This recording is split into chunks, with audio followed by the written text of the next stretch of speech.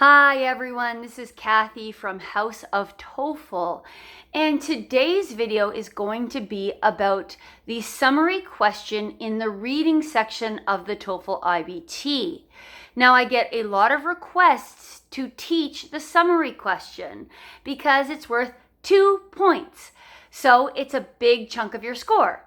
So people always want to know how to solve it. So let's talk about that question in today's video.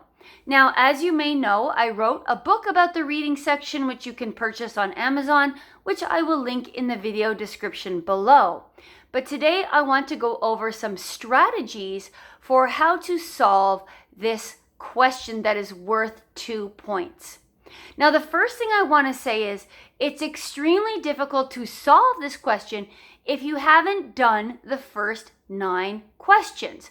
Of course, in the real test, this won't be an issue, but a lot of students come to me and say, Kathy, I want to take a lesson and I just want to study the summary question. To which I reply, well, have you seen the Harry Potter movies? And if they say no, then I say, well, summarize the Harry Potter movies. They say, but I can't, Kathy, I haven't seen the Harry Potter movies. Exactly. If you haven't done those 9 questions, it's going to be very difficult to solve the 10th, the summary question. So I tell students, I cannot really teach you the summary question if we haven't done the previous 9 questions. It doesn't make sense. Those questions are in an order for a reason. So my first tip is don't try to get good at the summary questions on their own without doing the first 9 questions. The second reason for that is because there will be clues along the way. Those 9 questions actually do contain clues. They tell you what the important ideas of the passage are. And I have found a lot of times the answers to those questions actually appear as correct answer selections in the summary questions. So try to remember the answers to the questions that you answered as you go through questions 1 to 9. Try to remember what parts of the text ETS directed your attention to. Those may reappear in the summary. Now, let's say you've done that, you've done the first 9 questions, and you get to that summary question. Step 1 is to read the sentence they give you that's in bold. That is almost like a title. It tells you what the opening statement is about. Now, the next thing you want to do is going to seem very counterintuitive. It's going to seem like the opposite of what you're used to or accustomed to. It's going to seem strange. But what I do is I look for incorrect answers. Now that seems weird. Kathy, why would you look for the wrong answers? Easy, so I can eliminate them. Because for the first year or so, I was teaching TOEFL. When I got to the summary question in the reading, I was looking for the correct answers. That seemed logical to me. But the problem was I was getting 2 out of 3 correct. Then when I reversed my strategy, all of a sudden I was starting to do much better to the point where I am now as an author of a reading book. And I teach students, okay, let's look for the wrong answers. Now, first of all, one will usually pop out as very obviously wrong. It will be off topic, or it will be something you don't even remember seeing. So it's really easy to eliminate. Now, what I like to do for this one is actually write down the letter and put an X through it. So if B is very obviously wrong, I'll write down a B and put a big X through it, and then I don't look at B again. This is one of the very few times I actually use the pencil and paper during the TOEFL reading section. I don't write down a lot during the reading section, but here I do. It helps me to keep track of the answers I'm no longer going to look at because, again, time is of the essence. Time is very important. So once you've gotten rid of an answer, you don't want to keep coming back to that answer. Now let's talk about how to identify those trickier answer choices that look like they might be right.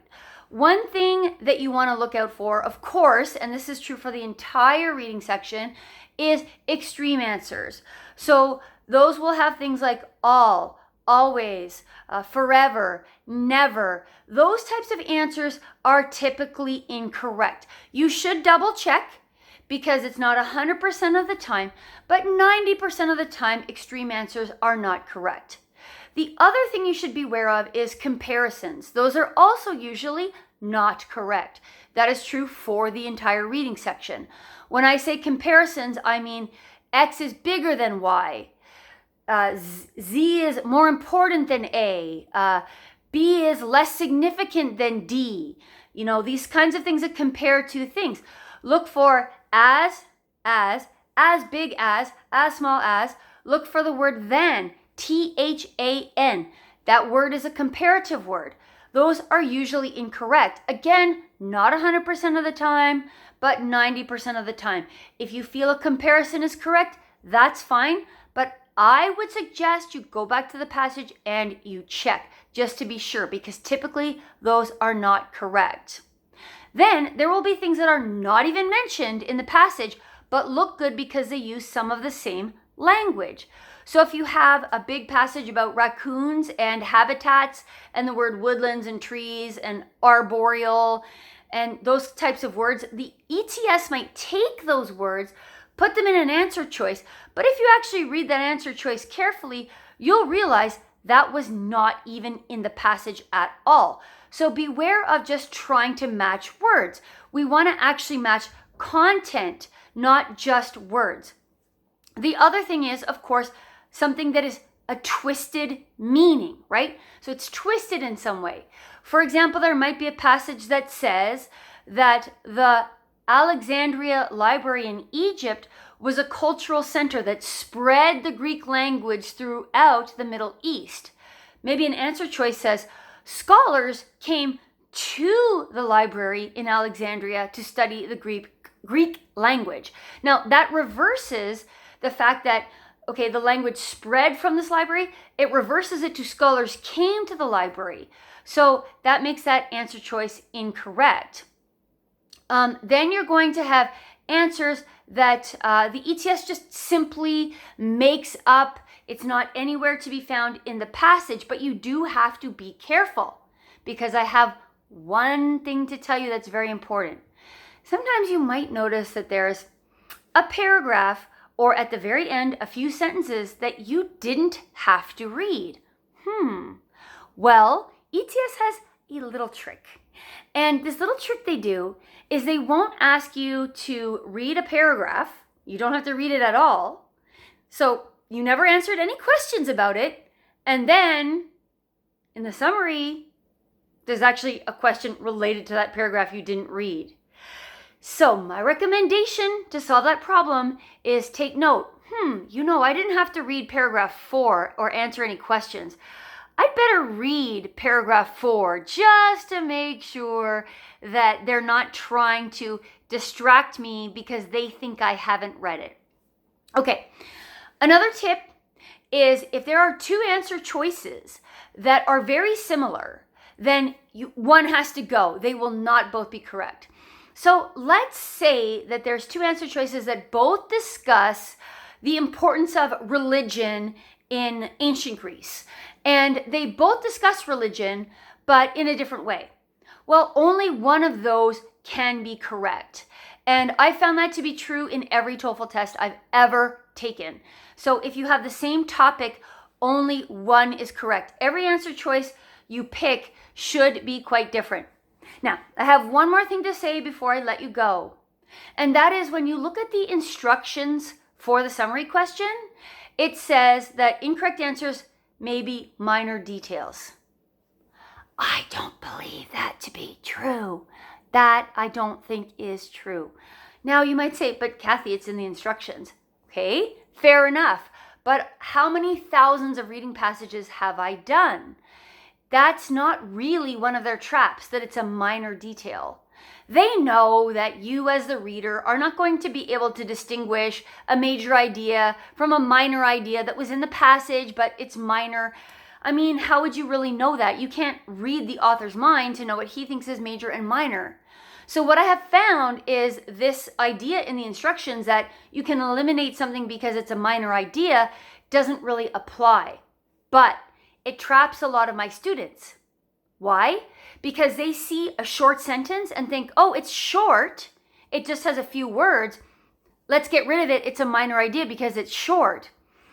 No, short answers can actually be correct because it can be densely packed with information.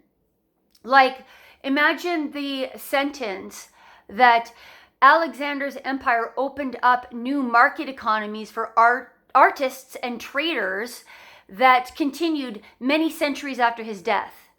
It's a short sentence, but guess what? It has a lot of information packed into just a few words.